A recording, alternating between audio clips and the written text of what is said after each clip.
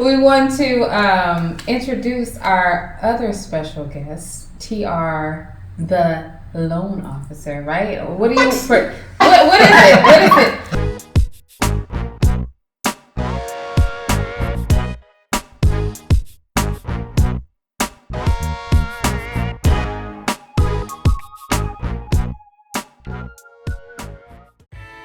Oh, I wanted to introduce myself, LaToya Tolbert, the Realtor. And I have a special guest with us. It's two special guests, actually my co-host, Chelsea. Hi, y'all. What is it that you prefer to be introduced as? Let us know. Let's know about yourself. All right, wonderful. This is TR McCarthy, aka TR the Loan Guy. Oh, sorry, my bad. Mortgage broker for Sceptre Mortgage. Okay, you better put some respect on this man's name, okay? He be trying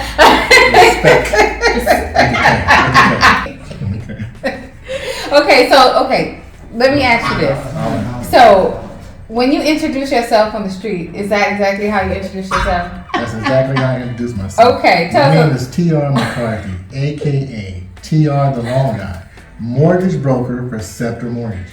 Okay, it's a pleasure for you to be here today. Thank you for joining us. We want to get down to the nitty gritty on the mortgage situation right now. I know everybody's scared. It's a lot of misconceptions and there's a lot of stuff going on. A lot of information is being thrown around. We want you to clarify some stuff with us today. All right, let's do it. Okay, so let me ask you this. Okay. Top 5 questions that you are being asked right now in this mortgage market. Okay, I'm trying to tell you, I get asked questions like this all the time. You know, you and I as colleagues in this whole real estate game, we are being asked questions left and right, being DM'd, being messaged, being called.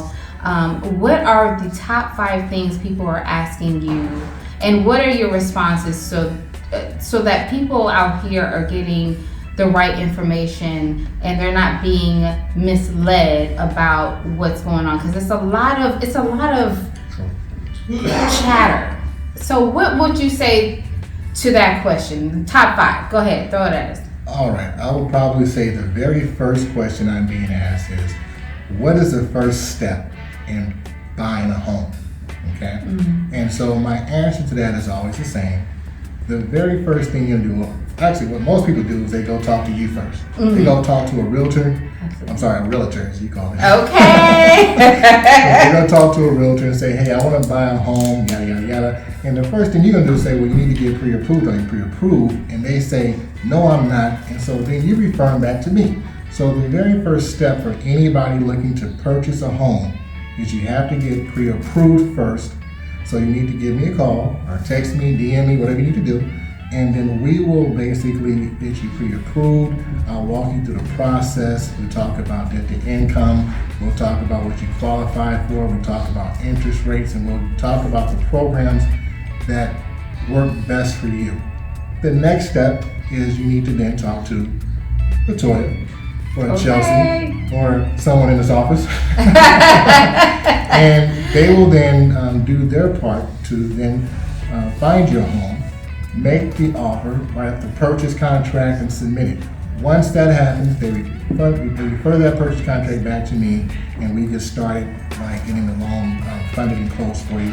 And right now we're closing deals under 15 days for most purchases. So let's just say within 15 to 25 days, you'll be the proud owner of a new home. Absolutely. But how do we get this information out there? Because like I said, you know, people are scared right now. They are. And, you know, the interest rate, what can you say about the interest rate right now? I know that it can be a misconception about the interest rate, that people can't buy right now because of it. I mean, I know everybody's anticipating that 2.5. It's not coming back. No time soon. Okay. No time soon. So to answer that question, the elephant in the room is interest rates, right? And I'm here to tell you that interest rates for the last 10 years have been artificially held down, okay?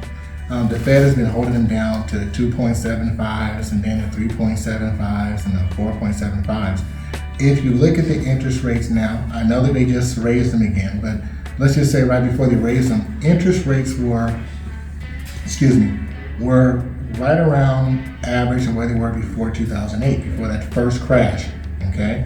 And then everything went away, and about 10 years ago, they lowered the rates, and you got those crazy things you haven't seen in 15, 20 years.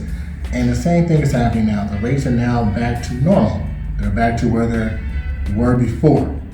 And so now you're looking like you're used to the 2.75s, and realistically, that's not going to come back around for another 15 years. Okay, maybe more, maybe less, but let's just say 15 years or so. They're going to pretty much normal out right around where we are, 6.5, hopefully, 6.5, maybe even 7. Because right now we're going to be at 7 once these new rates take effect. Now, the rates are normal. This is where it was before. I still remember when rates used to be double digits, and hopefully we don't get back. I'm glad you mentioned that. Okay. I'm really glad you mentioned that. And the reason why people are running scared right now is because we've been in a market that has never been like this. We never had rates go up and house prices go up at the same time and stay there. Usually if the rates go up, house prices come down, or vice versa. If the rates go down, house prices go up. And so that's why when the rates were 2.75, the house prices kept going up and kept going up. So right now we're seeing them kind of stabilize. House prices are kind of down. Homes are not selling as fast as they were a couple of months ago. Beginning of this year, last year, they're selling in like 3 days. Houses are staying on the market for now 30, 60 days. So it's now become a buyer's market. Yeah, absolutely. So if you're looking to purchase a home, it's a good time for you, because if you put in an offer, more than likely your offer is going to be accepted as long as you have a pre-approval. Absolutely. I agree with you there. Thank you for that, because people have to understand that it's temporary. Those rates were temporary. They were definitely temporary. You know what I mean? But also when it comes to the 2% rates, 3% rates, it's a seller's market, so you're paying more for the home. And then the competitiveness on those type of homes, like you have 10 offers, 15 offers on one home, you're trying to see who gets the house. And so you're bidding 15,000 more, 20,000 more, 25,000 more. It's like at the height of this a year ago. Exactly. So sometimes it kind of weighs itself out. Right now it's cooling off. It's a cooling period, which you would agree, right? With that cooling period. So what else can you tell us about what people are asking you right now? As soon as they give me a call, they always ask, if I pull my credit, will my FICO score drop? And the answer to that, it depends. If you have been pulling your credit for the last 5, 6 days, 4, 5, 6 times, if I pull credit, yes, your FICO is more likely going to drop.